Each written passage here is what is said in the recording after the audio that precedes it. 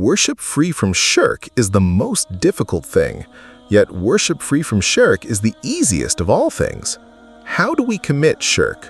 We keep trying to explain. In the depths of our heart, in the place of dependence, worship, seeking, and receiving, no one other than Allah should have a place there. And if anyone enters that place, it becomes shirk, and shirk is the very first path to the destruction of a religious person.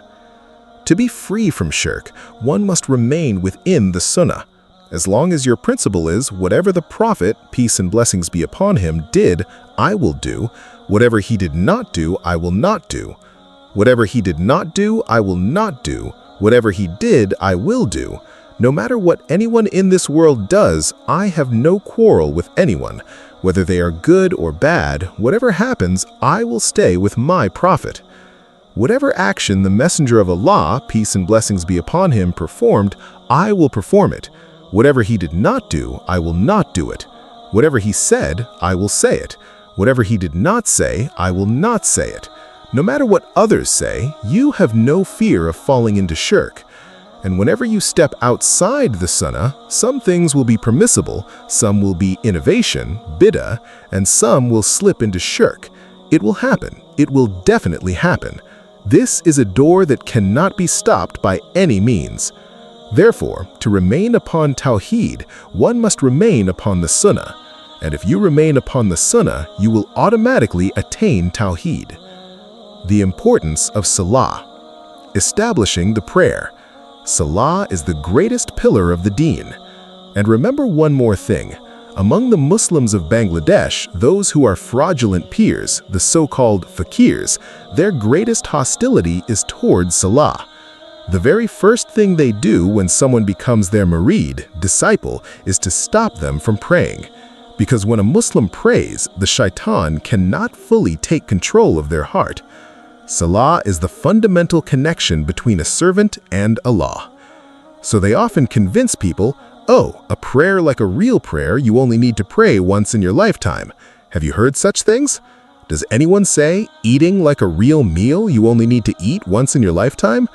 Anyone who says that, you would call them mad, but when someone says it about Salah, we say nothing. The first thing I said, keep Muhammad, peace and blessings be upon him, and the Sahaba before you. Whatever people say, your scale, your standard, your criterion is Muhammad, the Messenger of Allah, peace and blessings be upon him, and the noble companions. You should immediately ask, did Muhammad, peace and blessings be upon him, not pray properly? Did he pray carelessly? He prayed the most perfect prayer. Did he only need to pray once? No, he prayed until his very last breath. So if someone says, I am more faithful than Muhammad, peace and blessings be upon him, I only need to pray once in my lifetime, is he a Muslim or a disbeliever? A disbeliever, period. That is the standard.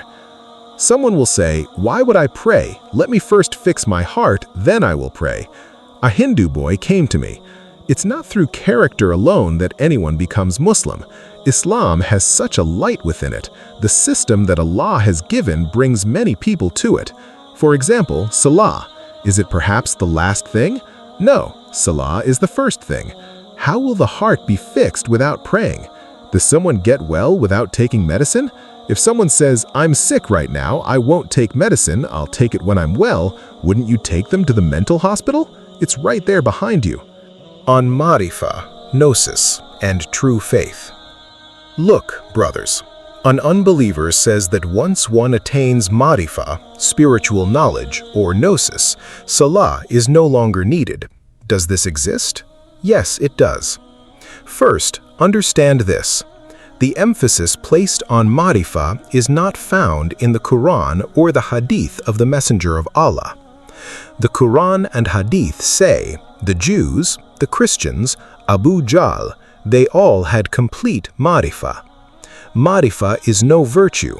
It is only when this Marifah leads to Iman, faith, and transforms into Iman and Ilm, knowledge, only then does it become beneficial. The Jews had Marifah, the Christians had Marifah, the disbelievers had Marifah, yet it did them no good. They have Marifah but are not accepting faith. Such Marifah has no value. That is why in Islam, Iman and Ilm are given importance. Imam Abu Hanifa, may Allah have mercy on him, said, "In terms of Ma'rifah, we are all equal. If Ma'rifah does not lead to Iman, there is no benefit. Ma'rifah is everything." This was a deviant sect in Islam called the Jahamiyyah. They used to say this. Imam Abu Hanifa, may Allah have mercy on him, wrote, "If Ma'rifah were everything, then the Christians, Jews, and disbelievers would all enter paradise." Following the Prophet, peace be upon him, as our standard. All the Muslims of Bangladesh know Jannatul Baqi. Do you know Jannatul Baqi? Of course you do. Now, if someone in Bengali says Baqi instead of Jannatul Baqi, we think it is disrespectful. Yet the Messenger of Allah and his companions always used this disrespectful form, meaning what they said was correct. Its name is simply Baqi. And in the books of our Imams, nowhere is Jannatul Baqi written. Everywhere is Baqi-ul Baqi. The Messenger of Allah, peace be upon him, and the companions must be our model. If we say Jannatul Baqi, there is no harm. But if someone says just Baqi and we consider it disrespectful, the entire problem lies in this kind of thinking. It is as if we think what the Prophet and his companions used is perhaps improper, and our sense of etiquette has surpassed theirs. Similarly, we refer to the grave of the Prophet, peace be upon him, as Rauda Sharif. That is incorrect. Read the Hadith. Read the books of Imam Abu Hanifa, Imam Shafi'i, Imam Ahmed ibn Ambal, Babu Ziarati Kabri Nabi, peace be upon him. Grave, the grave of the Prophet, the grave. Nowhere is Rauda used for the grave. Rauda is the name of the space between the grave and the pulpit, minbar.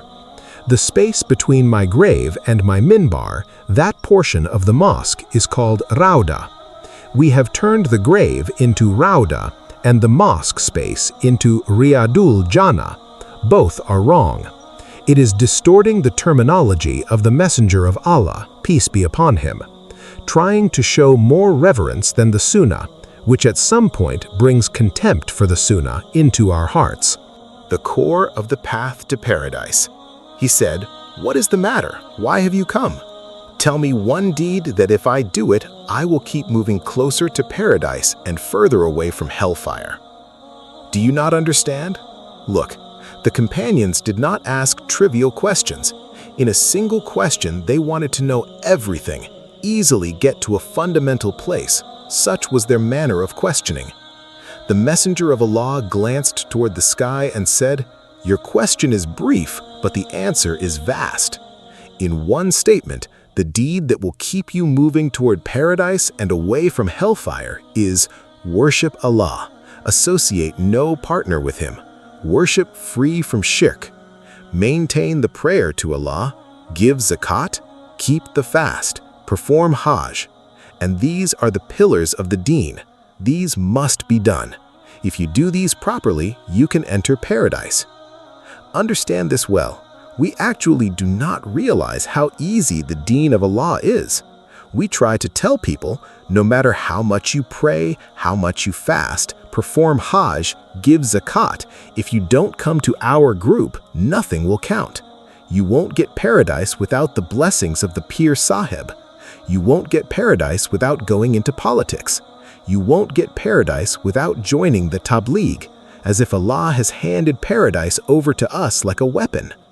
Yet someone came to the Messenger of Allah, peace and blessings be upon him, and said, "O Messenger of Allah, tell me some deeds by which I may enter paradise." In another hadith, the Prophet said, "Pray the 5 obligatory prayers, keep the fast, perform Hajj, give zakat. Allah will take you to paradise." The Messenger of Allah said, "If anyone wants to see a person of paradise," that man said, "The 5 things you mentioned, I will do them, neither more nor less." The Prophet said, "If you can truly hold to them, you will go to paradise." Do you not understand? The Prophet said, if you pray, fast, perform Hajj, give Zakat, you will go to paradise. Yet you say, no matter what you do, you must come to my path. Has Allah given you the guest list for paradise? That is why our late respected scholar used to say, children, don't go anywhere. Don't come to Furfura. Become a follower of the Quran. Go to the mosque, read the Quran, read the Hadith. Go to the scholars, pray in the mosque. This is the essence of paradise. You pray, worship Allah, worship free from shirk. This is the most fundamental point. Worship free from shirk, even a little, that is enough for you. And if you mix in shirk, mix in bid'ah, and do a lot, it will be of no use. You will have to go into the rubbish heap with all of it. The final principle, how you treat people. Finally, the messenger gave one fundamental principle, and that is how you treat people. The messenger of Allah said, however you wish people to treat you, treat them exactly the same way. Do you understand? That is, if you want people to respect you, behave well with you, not doubt you, accept what you say, then when you interact with anyone, think if you were in their place and someone did this to you, how would you feel? However you wish people to treat you, treat people exactly that way. And whatever behavior from others causes you pain, whatever words said to you cause you hurt, whatever treatment of you causes you grief, do not do that to anyone else. Do you understand? The Messenger of Allah, peace and blessings be upon him, told us the fundamental principles for going to paradise. I will keep explaining these 6 or 7 matters in brief. Perhaps by the time I finish, the one who comes after me may have already arrived. In truth, the time has come to bid you farewell. So many of you have come, hundreds of thousands of people, and I am a sinner. Allah made me say a few words. Remember me in your prayers so that Allah may grant me the tawfiq for His deen, for the Sunnah of His Prophet, and make it easy for me. Enjoyed this video? Subscribe now and hit the bell icon so you never miss an update. Stay tuned for more content. Jazakallah khair.